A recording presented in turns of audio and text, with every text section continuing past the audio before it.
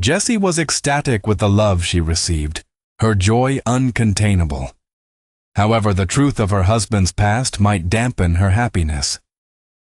By evening, they arrived in Las Vegas, a trip she'd dreamt of for years with her love. Danny secured a lavish presidential suite at a resort, which left Jessie thrilled. But as Jessie thought they could enjoy carefree days, Danny went to meet his friend Augie. After a quick chat, Augie gave Danny family passports and plane tickets to Vancouver under new identities. Appreciative, Danny handed Augie an envelope with $1 million. Returning to the suite, Danny prepared by hiding a knife in his mouth and armed himself with a loaded gun for security. Suddenly, Morimura's wife appeared at their door. Danny booked a table at the hotel's specialty restaurant for a romantic dinner with his husband. Before leaving, Danny reminded the kids to keep things low-key, but completely unexpectedly, the kids ignored Danny's words and immediately started going wild downstairs. In the meantime, the couple was already at the specialty restaurant enjoying their rare alone time. Meanwhile, Danny mustered the courage to tell his wife everything, but the wife was surprised because Danny spoke French.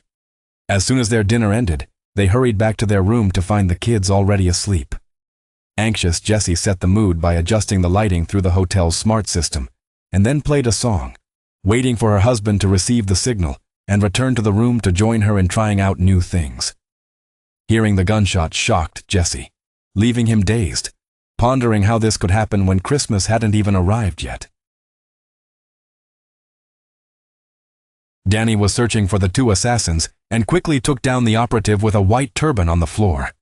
After aiming, he shot the bomb out of Zach's hands, taking out the two assassins instantly. Then, Danny started searching for other enemies.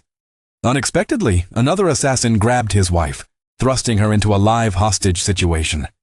Danny, realizing the urgency, managed to pull out the small knife from his mouth and struck. Meanwhile, the hacker Whirlwind Group's partners threatened to kill his children, terrifying her into silence. The head of the assassin group lay cold on the ground, and Danny picked up the scattered weapons and phone. At that moment, his wife went to the children's room to find that the three kids weren't there. They had been fooled by the children's disguise. The others rushed towards the hacker Whirlwind downstairs, while Danny frantically tried to explain everything to his wife, but she couldn't comprehend and responded with chips aimed at Danny. He urged Danny to hurry into the death zone. Together, they reached the Sea Storm Esports Arena, where they found the audience cheering for their son Kelly, an esports prodigy who turned the tide against a tough opponent. Some children, wanting to boast to their parents, scared themselves. Their father, instead of scolding, led them out of the arena. Danny explained that before meeting their mother, he was actually a secret assassin, now pursued by his former colleagues. The children were shocked by their quiet father's past. Suddenly, an assassin appeared, so they rushed to the poison field. Danny took out his gun, loaded it, and led his wife away, asking them to leave while he distracted their pursuers. Danny then used the Cadillac to ensure their son's safety. Over here, the infamous Jiang Mian female assassin abruptly struck, but was taken down by two swift shots. Danny lightly ended her life, rushing off to reunite with family. However, the Jiang Mian assassin survived due to a bulletproof vest, unaware of Danny sparing her life. Nevertheless, she aimed another gun but was silenced by Danny, meeting Zhong Yihai. Sharp Point quickly offered comforting words echoing their father's sentiment. Forced to seek refuge, they found a small motel.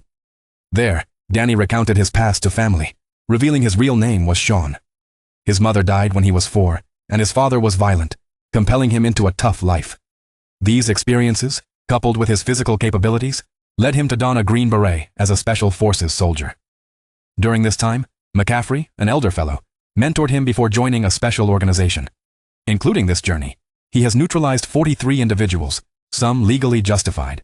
This morning marker turned monumental, treating them like English soldiers in an assassin group. Danny later left, met Jessie, got married, and had kids. He struggled to forget his shameful past. Jessie, what's this? Over the years, you disliked finances and relatives, often appearing timid. Yet, you joined Tom, Wool, and Joel in deceiving him and managed all expenses, replacing the family's water system, contemplating a new life in Vancouver. The kids opposed it, not wanting that life, unable to grasp their dad's good intentions, and turned away. Even their mom left, upset. A lone woman at the door was perplexed about family safety anxieties. His family then confused him on how to write to this wife with child in arms. Before Nicky finished speaking, Jesse abruptly left with the kids.